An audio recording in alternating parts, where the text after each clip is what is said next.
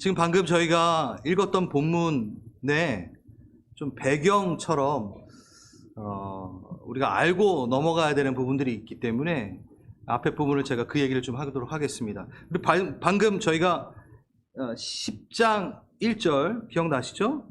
해마다 반복되는 희생의 제사를 드리면서 유대인들은 이 개념을 이해하고 인식하고 있었습니다. 어떤 부분? 피로써 대속으로 피 흘림으로 희생 제사로 자신의 죄가 깨끗게 된다라는 개념을 갖고 있었어요. 왜 그렇죠? 너무나 중요한 부분입니다. 대속. 내가 희생의 제물 가운데 나의 죄를 전가시키고 죄의 삭슨 사망이기 때문에 그 생명을 내가 가져오기 위해선 내 사망을 줘야 돼요. 죄는 사망을 낳게 하기 때문에, 그렇기 때문에 피 흘림이라는 생명이 왔다 갔다 하는 희생 제사를 통하여 내가 생명을 얻는 거죠. 내가 죽어야 되는데 그 죽음을 어디에다? 대속제물에다가 줬기 때문에, 그렇죠? 그러면 얘는 죽어야 되는 거예요. 어떻게 해서든 그 죄의 사망은 어디론가 가야 돼요. 내가 가질 수 없으니까 이쪽에다 전가시킨 거죠. 그리고 여기에는 흠 없으면 나에게로 오는 거죠. 이 개념 자체가 어떻게 히브리인들은, 이스라엘 백성들은 해마다 제사를 반복하며 인식하고 이해하고 알고 있었다라는 거예요. 누구보다? 더 빨리 이방인들보다. 그렇죠? 그 아이디어가 있었어요. 하지만 이들에게는 이것이 장차 올 좋은 것의 그림자라는 것을 깨닫지 못합니다. 오늘 읽었던 내용이, 본문의 내용이 그거예요. 장차 올 예수 그리스도의 새 언약을 보여주는 모형이라는 것을 깨닫지 못합니다. 그래서 히브리서는 뭐라고 얘기하냐면 4절 읽었죠? 황소와 염소의 피가 죄를 없애줄 수는 없습니다. 동물의 피의 제사로는 죄가 사해지는 것이 아닙니다. 여러분, 이거는 모델이에요. 모형이에요. 라고 얘기하고 있는 거예요. 그 대속의 개념을 가르치기 위해 교보제로 사용되었지 이게 실체가 아니라는 거지요. 라고 지금 히브리서가 얘기하고 있는 거예요. 엄청난 큰 비밀입니다. 우리는 되게 당연시 듣고 있지만 지금 아직까지 유대인들은 가려져 있어요. 뭘로? 동물의 피의 제사로 죄사함이 가능하다라고 착각하고 있다라는 겁니다. 네. 그래서 유대인들은 아주 큰 아이러니, 모순, 부조화에 갇혀 있게 됩니다. 지금 이스라엘 백성들 가운데 성전이 있나요? 없어요. 성전이 없다면 뭘 못하고 있다는 거죠? 제사를 못 드리고 있다는 거예요. 그러면 이들이 주장하는, 지금 유대인들이 주장하고 있는 이 희생제사를 통하여 죄를 사한다는 것이 가능합니까? 못하고 있다는 거예요. 그럼 이들은 지금 정죄를 해결할 방법이 없습니다. 재밌지 않나요, 여러분? 여러분, 어쩌면 처음 들은 것인 수도 있는 거예요, 여러분. 지금 지금 사는 이스라엘 유대인들이 아이러니에 빠져 있다라는 상태입니다. 그러니까 모순에 빠져 있는 거예요. 동물의 피가 죄를 사하지 못하는데, 그런데 우선은 동물의 피도 죄사함을 주지 못하는 것도 깨닫지 못하고 있는 상황에서 이들이 주장하고 있는 동물의 제사도 못 드리고 있어. 그러니까 완전한 지금 모순에 빠져 있는 거죠. 아주 큰 당면한 문제입니다. 그래서 자신들만의 아이디어를 짜냅니다. 하나님의 아이디어가 아닙니다. 이것을 바로 장로들의 유전이라 얘기할 수 있죠. 자, 지금도 그렇지만 처음 성전이 없었을 때가 있었습니다. BC 586년 바벨론 느부갓네살에게 성전이 파괴되고 포로로 다 끌려갑니다. 성전이 파괴됐어요. 제사를 못 드려요. 다 포로로 끌려갔기 때문에. 근데 이들은 선택받은 민족의 정체성을 놓치지 않기 위해서 뭘 선택했냐면 성전의 개념을 회당의 개념으로 변화시킵니다. 회당. 그래서 말씀으로 돌아가자, 말씀에 집중하자라고 했어요. 이게 여러분 잘 들으셔야 돼요. 그래서 그때는 제사 성전이 있었을 때에는 제사장과 대제사장 레위인들이 권위가 있고 리더가 되어서 이스라엘 백성의 믿음을 책임지고 끌고 가고 있었어요. 이 회당 중심의 이러한 성전이 파괴되고 나서 새롭게 등장한 이들이 있겠죠. 누구죠? 서기관, 율법사, 바리새인들입니다. 그전에는 이들이 그렇게 큰 역할을 하지 않았어요. 왜? 성전에 제사가 있기 때문에. 근데 말씀으로 돌아가야 되고 그 모세오경을 봐야 되고 그것을 연구해야 되고 그것으로 우리가 어떻게 죄사함을 받을까라는 연구를 하기 시작합니다. 하나님이 원하시는 건 아니지만. 그래서 율법사, 서기관, 바리새인들이 그때 등장하기 시작한 거예요. 그리고 다시 성전은 회복됐습니다. 그렇죠? 에스라와 느헤미야, 여러분 다 아시죠? 그리고 예수님의 시기, 예수님이 태어나시는 그 시기, 예수님이 등장하는 시기까지 계속해서 뭐가 있죠? 성전의 제사도 다시 회복됐고, 누가 있죠? 바리새인, 율법사, 서기관들도 한 역할, 큰 역할을 하고 있었던 거예요. 처음 들으신 것처럼 예전에 했었는데 그랬어요. 그러면서 이들이 뭘 고민했을까요? 이 정죄감을 어찌하리요? 그런데 제사가 해결됐으니까 괜찮아 라고 했지만 그 성전이 파괴되고 포로로 있었을 때에는 이들이 사람의 아이디어를 짜내서 뭘 하면 된다? 내가 악보다 선을 더 많이 행하면 우리는 죄 씻음을 받고 정죄에서 벗어날 수 있다라는 아이디어가 생긴 겁니다. 그전엔 그런 아이디어가 없었어요, 여러분. 왜? 뭐만 있어요? 뭐가 죄를 정결케 한다고요? 죄를 사함은 피를 흘리는 제사, 그것만이. 그런데 그걸 못하게 되니까 이들이 대안으로 선을 행하면 나에게 정죄감이 없어질 수 있다. 죄를 깨끗하게 할 수 있다라는 장로들의 유전을 발전시킵니다. 그래서 예수님이 오셔서 너희들의 사람의 유전, 인간의 가르침, 장로들의 유전에 갇혀 있다라고 말하는 것이 바로 이것이죠. 지금 그 예수님은 자신을 보기 위해서 예수님이 오셨을 때 실체, 진짜 우리의 희생제물이 되시는 어린 양 예수를 보여주기 위해서 하나님께서 이 제사 제도를 말씀하셨고, 그래서 예수님께로 가야 되는데 이들이 중간에 그 텀에 뭘 만들어내요? 자신들의 유전, 행위로 구원을 얻을 수 있다라는 컨셉을 만들어낸 겁니다. 재밌지 않나요, 여러분? 네. 그런데 성경은 그렇게 말하고 있지 않잖아요. 그래서 성경이 말한 게 아니라 장로들의 유전이라고 하는 거예요. 오직 죄사함은 피 흘림, 대속의 제사로만 가능하다고 성경은 얘기하고 있습니다. 그래서 이렇게 얘기하죠. 베드로전서 1장 18절에서 19절. 우리 조상들의 헛된 행실에서 대속함을 받는 것은 없어질 은이나 금 이런 제사들로 동물의 제사로 되는 것이 아니요 오직 흠없고 점없는 어린 양 같은 그리스도의 보배로운 피로만이 가능하다라고 얘기해주고 있습니다. 죄사함에 대한 유대인의 아이러니, 백개무책, 아무리 온갖 개교를 다 써도 정죄를 해결할 방도가 없는 그들의 상태.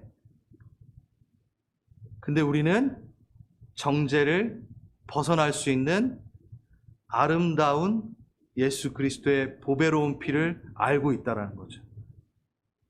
너무너무 감사한 겁니다. 여러분, 지금도 이스라엘 성전은 무너져 있고 2000년 동안 제사가 없습니다. 이건 아주 의미심장한 얘기입니다. 우리 보여주는 겁니다. 여러분, 이스라엘 가서 보십시오. 성벽이 무너져 있습니다. 그거는 뭐냐면 더 이상 동물의 제사로 죄사함이 없다라는 걸 보여주시는 거예요. 예수 그리스도를 봐라라는 증명이죠. 예수 그리스도의 십자가가 온 인류를 향한 영단번의 제사로 너희들은 정죄 가운데서 벗어날 수 있다. 이 얘기가 바로 지금 히브리서에서 읽었던, 오늘 본문에 읽었던 내용에 들어가는 겁니다. 지성소로 들어가는 경계, 그 휘장이 찢어졌습니다. 우리는 하나님께로 바로 갈 수 있습니다. 그래서 28절에 이렇게 나와 있습니다. 두 번째로는 죄와는 상관없이 자기를 기다리고 있는 사람들에게 나타나셔서 구원하실 것입니다. 어떤 자? 죄와는 상관없는 자 되어 이 땅에 존재한다는 것. 죄와 상관없는 자.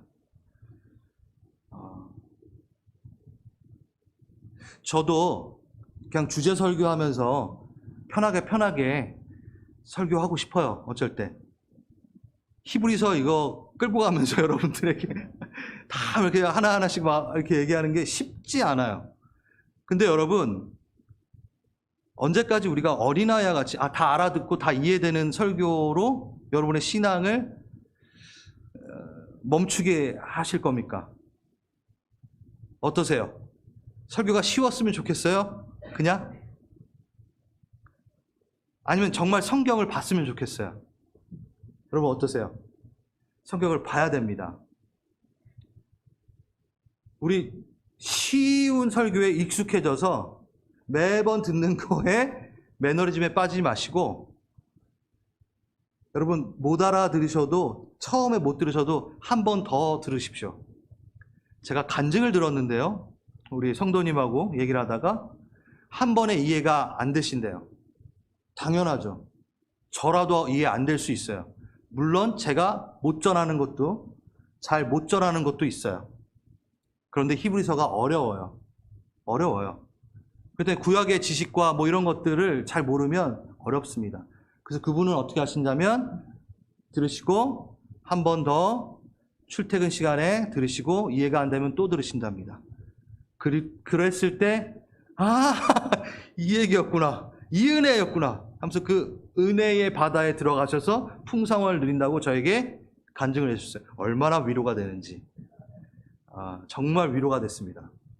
내가 잘못하고 있는 게 아니구나, 우리 갈보리 채플이 잘못하고 있는 게 아니구나, 갈보리 채플 강해 설교 하나도 놓치지 않고 하나하나 가려고 하는 것이 잘못된 것이 아니구나.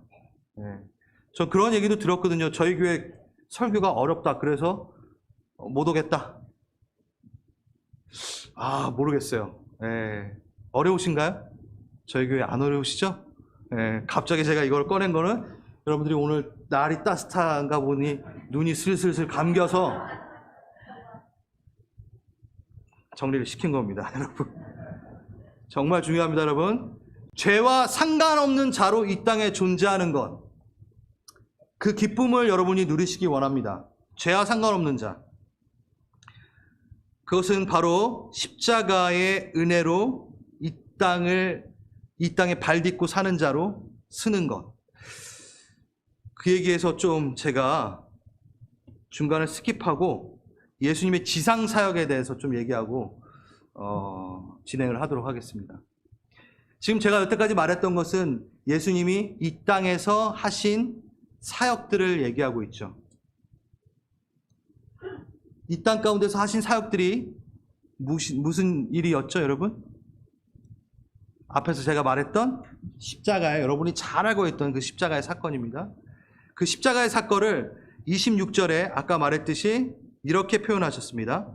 그리스도께서 그 몸을 여러 번 바치셔야 했다면 그는 창세 이래에 여러 번 고난을 받으셔야 했을 것입니다. 그러나 이제는 그는 자기를 희생제물로 드려서 죄를 없이 하시기 위하여 시대의 종말에 단 한 번 나타나셨습니다. 여러분 압니다. 어렵죠? 이거 세 번역인데도 어려워요. 시대의 종말은 뭔가요? 단 한 번 나타나셨대요. 종말에 나타나셨대요. 마지막 때에 나타나셨다고? 이게 무슨 얘기예요? 마지막 때는 아직 안 온 것 같은데? 시대의 종말을 성경에서는 어떻게 표현하고 있죠, 여러분? 시대의 종말을. 마지막 때는 언젠가요? 예수님이 어떻게? 다시 돌아올 가능성이 시작됐을 때가 이미 마지막 때입니다. 그럼 그게 언젠가요? 십자가에 달리시고 승천하시는 순간, 그때부터 올라가셨으니까 내려올 가능성이 있는 거 아니에요. 그때부터 마지막 때라는 거예요. 그래서 그가 십자가의 그 영단번의 제사는 이미 종말의 마지막 때의 선언을 선포하신 겁니다. 그리고 이 종말은 우리에게 끝이 아니라 뭐죠? 시작인 거죠. 할렐루야. 네. 그래서 시대의 종말, 옛 언약의 종말, 십자가로 인하여 영단번이 이루어지는 새 언약으로 들어가는 시작. 그래서 시대의 종말이라는 것이 옛 언약의 시대가 종말되어지고 예수 그리스도가 오시고 이제 십자가의 그 안에 거하는 누구의 삶이 시작된다? 죄와 상관없는 자들의 삶이 시작된다.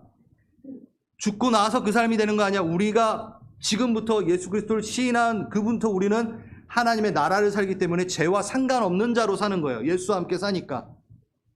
그게 시작된 겁니다. 그게 영단번의 십자가의 한 번의 제사를 통하여.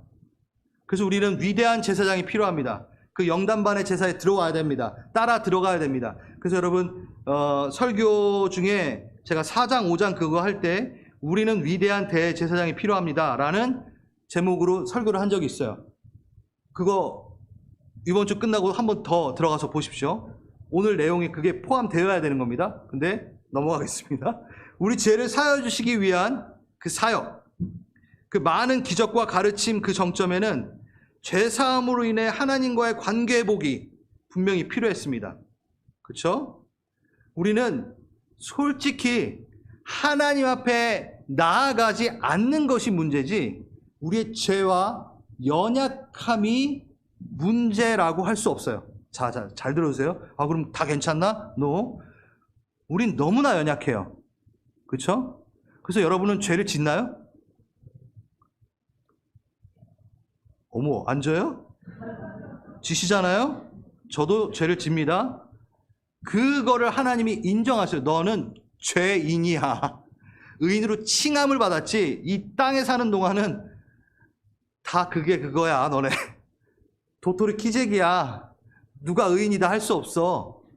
죄인임을 우리가 인정하길 원하세요. 오히려 내 연약함을 나는 강해요. 그래서 한 번도 넘어지지 않고 주님 필요 없어요가 아니라 난 너무 연약해서 그 하나님의 선에 이르지 못합니다. 그 율법을 보면서 깨닫는 거죠. 그래서 죄를 깨닫고 내가 죄인임을 알고 나의 연약함을 인식하는 겁니다. 여러분, 죄를 짓는 것, 연약함을 인식하는 것은 나쁜 게 아니에요.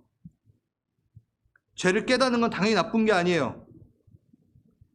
그래서 다시 말한다면 우리가 죄를 짓고 연약함을 갖고 있는 거는 어쩌면 우리에게 이 땅을 사는 동안 당연하다라는 겁니다.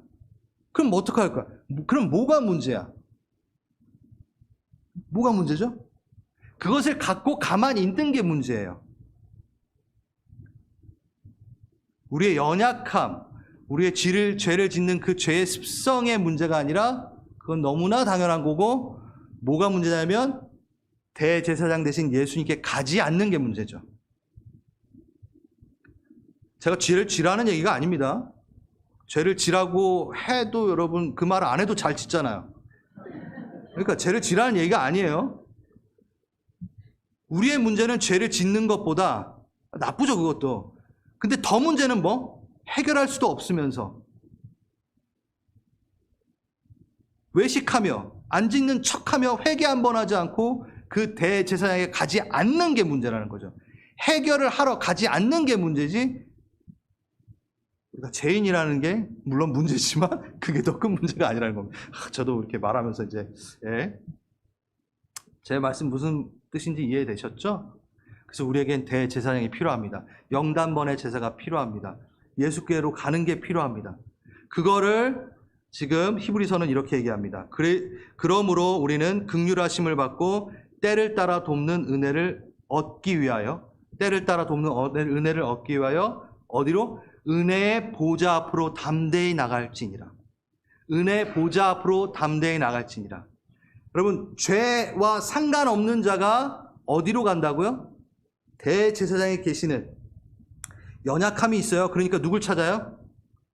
중재자를 찾죠. 하나님을 만나야 되는데 너무 연약해서 죄를 많이 짓기 때문에 대제사장 가운데 내 죄를 전가하면서 좀 해주세요. 찾아가야 돼요. 그래서 어디로 간다고요? 은혜의 보좌를 찾아갑니다. 은혜의 보좌로 나아갈지니라. 은혜의 보좌가 어디 있나요, 여러분? 제가 리뷰하면서 막 다 한다고 했으니까. 그렇죠? 은혜의 보좌. 실질적으로 눈에 보이는 은혜의 보좌는 어디 있었어요? 시은좌가 어디 있었어요? 지성소 안에 언약궤 덮개, 그게 시은좌였죠. 은혜를 베푸는 좌석, 뚜껑. 그게 바로 은혜의 보좌입니다. 하나님 거기 이렇게 앉으신다고 제가 말씀드렸잖아요. 쉐카이나 영광. 그래요. 실질적으로는 그게 은혜의 보좌입니다. 그 은혜의 보좌는 지금 어디 있나요? 여러분 언약궤 찾으러 다녀보셨어요? 그 해리슨 포드가 저기 뭐 영화에서 인디아나 존스에서 열심히 찾았어요. 예. 농담인데도 안 오셔요 지금 어떻게? 예. 뭐 없어졌어요. 하나님 그거 없앴어요. 그거 찾으려고 하지 마세요. 어디 있죠? 하늘에 있잖아요. 왜냐하면 성소는 하늘을 모형으로 해서 만들었다고 말씀하셨어요. 그대로. 그래서 하늘에 은혜의 보좌가 있습니다. 은혜의 보좌는 실질적으로 또 영적으로 또 상징적으로 은혜의 보좌 누가 앉아 계신가요? 예수 그리스도가 당연히 앉아 계시고 하나님 계시고 우편에 앉아 계시고 예, 그분을 지금 할 겁니다. 자, 그러면 그 은혜의 보좌는 지금 여러 이중적인 의미, 영적으로 해석할 수도 있고 눈으로 볼 수 있는 것들을 해석할 수 있지만 오늘 히브리서에서는 항상 그 은혜의 보좌를 어디? 하늘의 보좌로 이야기하고 있기 때문에 이 부분만 얘기하도록 하겠습니다. 시은자, 하늘의 보좌. 그 하늘의 보좌, 예수 그리스도께서 대제사장 되셨는데 히브리서에서 우리가 계속 배운 바로는 그 하늘의 대제사장이 이 땅에 내려오셔서 지상에서 사역을 하시고 다시 올라가십니다. 여러분 다 하신 거예요 이미. 읽어드릴게요. 9장 11절 그리스도께서는 이미 일어난 좋은 일을 주관하시는 대제사장으로 오셔서 손으로 만들지 않은 장막, 예? 손으로 만들지 않았대요. 손으로 만든 장막은 어디 있어요? 이 땅에 있었고 손으로 만들지 않은 장막, 거기에서 이 피조물에 속하지 않는 더 크고 완전한 장막 안에서 사역을 하셨다. 그것을 통과하셨다라고 얘기해요. 그러니까 하늘에 지성소가 있는 거죠. 9장 24절 그리스도께서는 참 성소의 모형을 지나지 않는 성소의 모형, 땅에 있는 지성소에 들어가신 적 있나요? 우리 예수님이?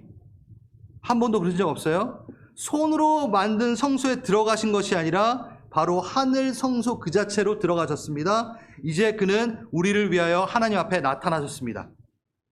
4장 14절 그러므로 우리에게 큰 대제사장이 있으니 승천하시니 곧 하나님의 아들 예수시라. 이렇게 되어 있습니다. 여러분 쉽게 얘기해 드릴게요. 예수님 원래 어디 계셨어요?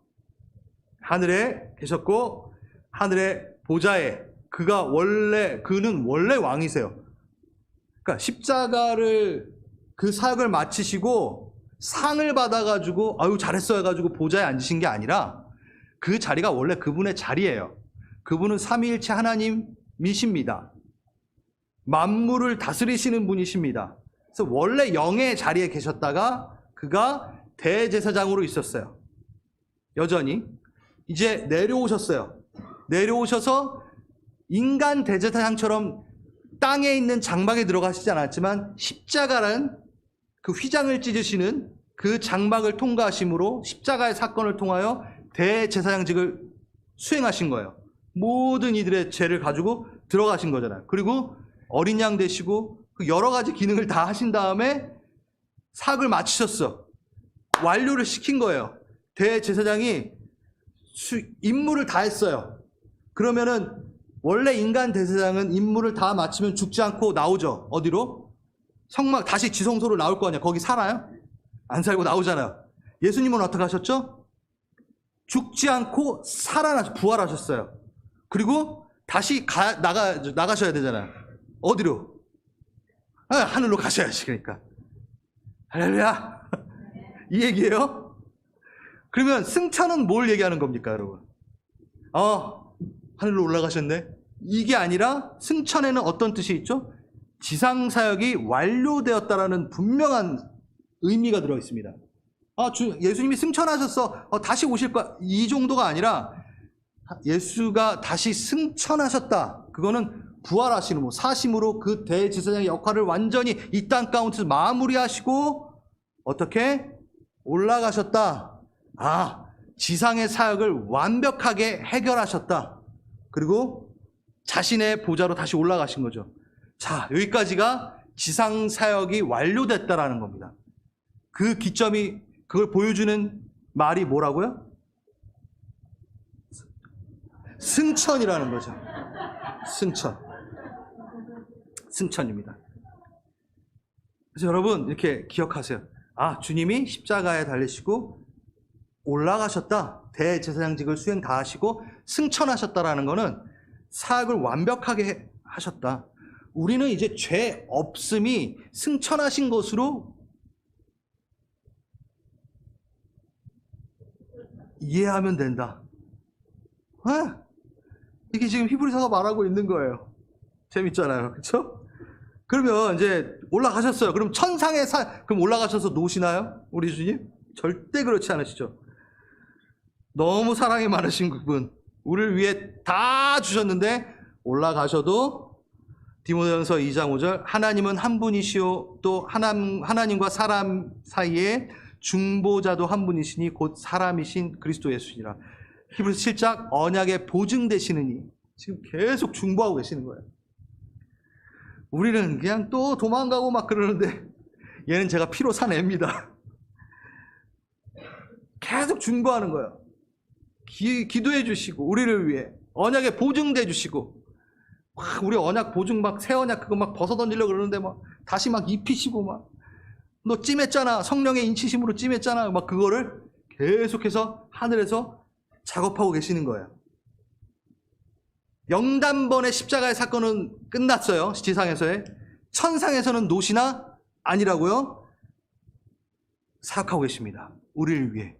그게 바로 천상의 자리죠. 그래서 여러분 은혜의 보좌로 나아갈지니라 라고 하는 거는 여러 가지 의미가 있는데 그 중에 첫 번째 하나, 은혜의 보좌에 앉으셨다는 건 승천하셨기 때문에 앉을 수 있기 때문에 지상 사역이 완전해졌다, 완성되었다라는 것을 표현해 주는 게 승천과 함께 은혜의 보좌를 바라보는 게 바로 지상 사역의 완성에 대해서 이해를 갖는 사람이 갖는 것이고, 은혜의 보좌를 본다라는 것은 원래 그 자리로, 본래 그 자리로 돌아가신 예수님의 그 자리를 인정함으로 그가 원래 왕이셨다라는 것을 알고 있는 것이고, 오늘 말씀드리고 싶은 거, 정말 중요한 거, 그 은혜의 보좌를 바라보는 자는 뭘 보게 되냐면 이걸 보게 되는 겁니다.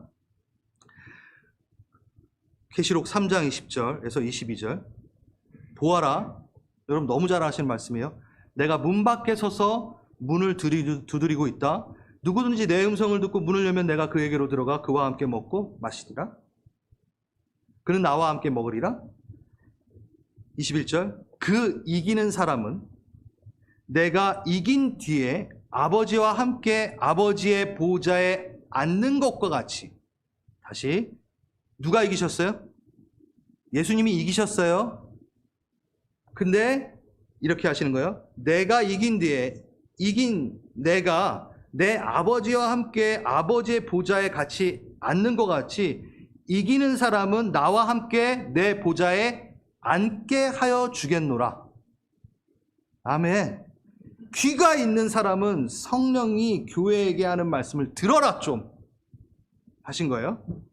그리고 바울은 이렇게 얘기합니다. 에베소서 2장에서 허물로 죽은 우리 그리스도와 함께 나를 살리시고 일으키사 예수 안에서 함께 앉히시니.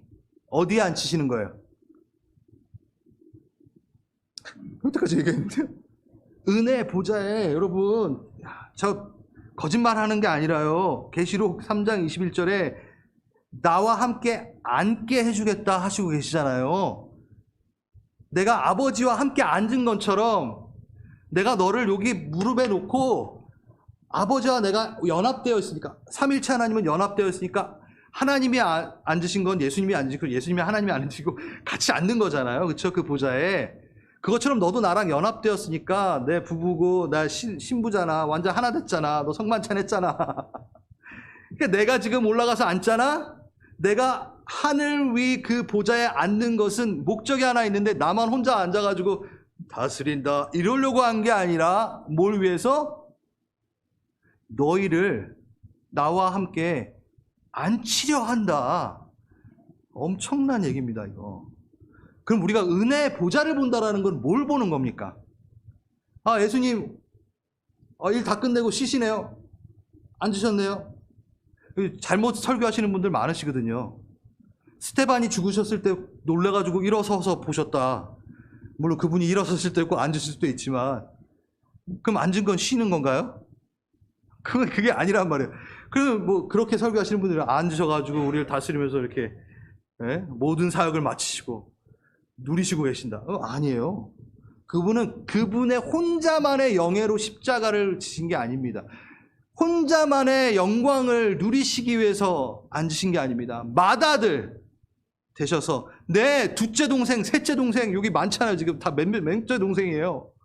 독생자로 오셨으나 독생자였어요. 오실 때는 하나님의 유일한 아들이셨어요.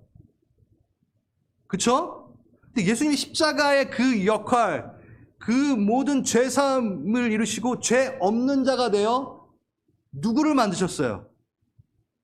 형제들을 만드신 거예요. 둘째 동생, 셋째 동생, 넷째 동생 만드신 거라니까요. 여러분들을 만드신 거예요. 그리고 계시록에서는 한 번도 독생자가 나오지 않고 뭐가 나온다고요? 맏아들 대신 예수가 나와요. 이것도 처음 들으시던 말이시겠죠. 맏아들 대신 예수. 그가 갖고 있는 호칭은 어느 것 하나 자기만의 영예를 위해 쓰시는 게 없습니다. 그가 있는 위치 어느 것 하나 자신만을 위해 만드신 것이 없습니다. 천국을 그가 누리시려고 만드셨겠습니까? 에덴 동산을 그가 그냥 누리시려고 다 우리를 위해 만드셨습니다. 그의 이름 하나하나, 그의 호칭 하나하나 다 우리를 위해 지으시고 우리에게 선물로 주신 겁니다. 그래서 우리는 맏아들 대신 예수를 찬양하고 독생자 대신 예수를 찬양해야 됩니다. 그리고 은하의 보좌에 앉으신 그 주님을 찬양할 때 우리는 뭘 볼 수 있어야 되죠? 저 자리 내 자리다. 저 자리 내 자리다. 그러니까 시각이 달라지는 거죠. 시각이 달라진 삶을 사는 겁니다. 저 자리 내 자리다. 여러분 벤틀리 운전석 보시면서 저 자리 내 자리다. 그렇게 생각해도 기분 좋지 않으세요? 안 좋으세요? 전 기분 좋은데. 네? 벤틀리가 뭔지 모르셔서 그런가 제가. 모르실 수도 있겠구나. 죄송합니다. 아무튼 최고의 고급진 의자 차. 그 차 운전석에 그게 내 자리야. 와, 막 기분 좋지 않으세요? 제가 너무 속물인가요? 여러분 그보다 더한 자리가 지금 여러분 거라고요. 그럼 그 벤틀리 보면서 웃음 짓는 것보다, 그 자리 보면서 웃음 짓는 것보다 저 은혜의 보좌 보면서 웃음 짓는 게 더해요. 비교가 안 되는 거죠. 그럼 뭘 보시겠습니까? 여러분 벤틀리 의자 보시겠습니까?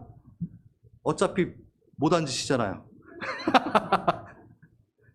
근데 어디 앉을 수 있어요? 그보다 더 괴로운 은혜의 보좌에 앉을 수 있다고요, 여러분들. 그러니까 은혜의 보좌를 바라보고 담대히 나갈지, 은혜의 보좌 앞으로 담대히 나갈지, 즐거이 담대히 나가는 거죠. 저 자리 내 자리, 내가 어떤 정체성을 갖고 살아야 되는지, 내가 이 땅을 버타여 사는 자인가, 아니면 저 하늘의 보좌를 보며 저 자리, 야, 너 거기 앉히려고 나 십자가 달렸다니까. 내 아들아, 네 자리 여기 있어. 너의 목적이야. 너의 자리야. 오늘 이 시간 넌 누가 그 자리에 앉아 나와 함께 신나게 떠들며 이야기 나누는 것을 누려볼래? 그 얘기죠. 은혜의 보좌를 인식하고 묵상하고 바라보는 것, 이것은 오늘날 우리에게 사는, 이 시대를 사는 우리에게 너무나 중요합니다. 정말 중요합니다.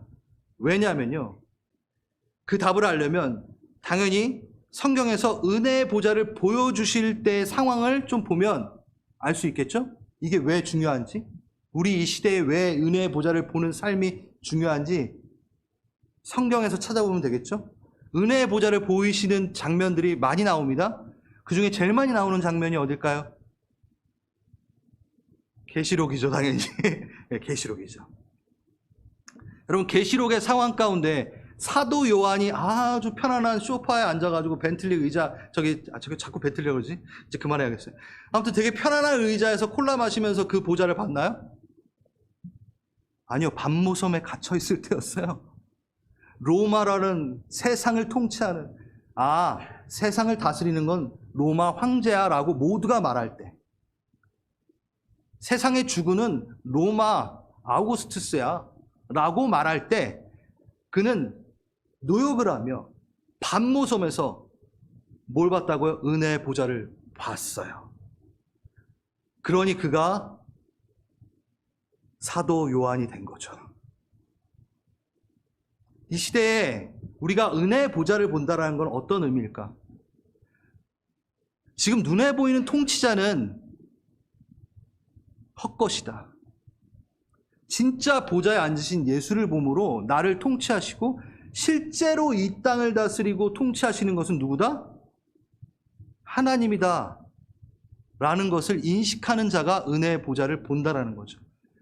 그리고 하나님이 은혜의 보좌를 보여주시는 것은 이 땅이 다가 아니고 네 자리가 여기 있다라는 걸 보여주심으로 우리를 끌고 가시기 위해 은혜의 보좌를 보여주신다는 거예요.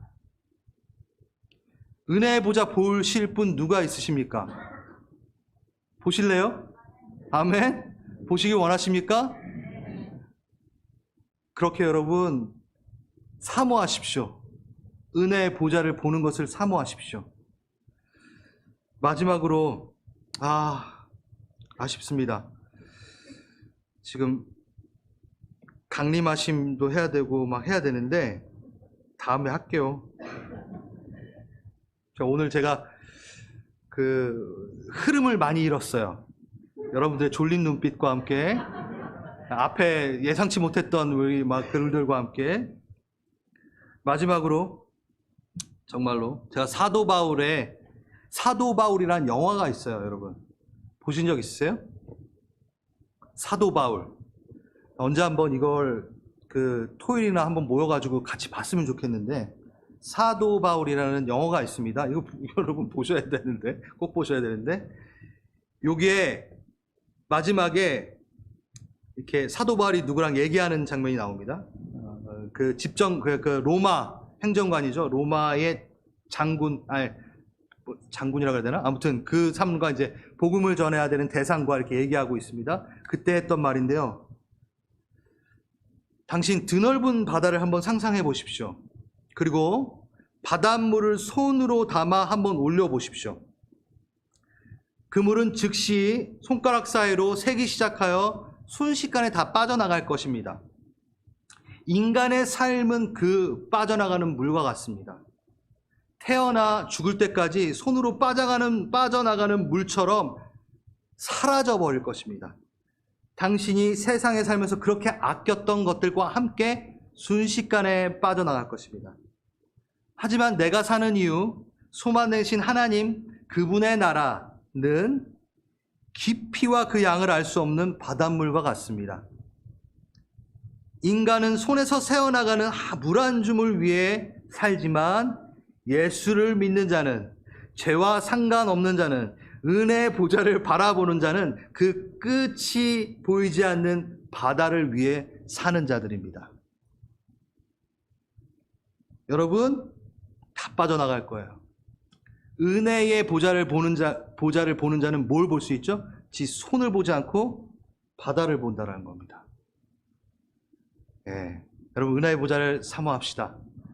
그리고 내가 무엇으로 살아야 되는지, 어느 나라에서 살아야 되는지 결정하십시오. 그 결정을 하실 분들 다 하셨죠? 아멘 다 하셨죠? 일어나시겠습니다.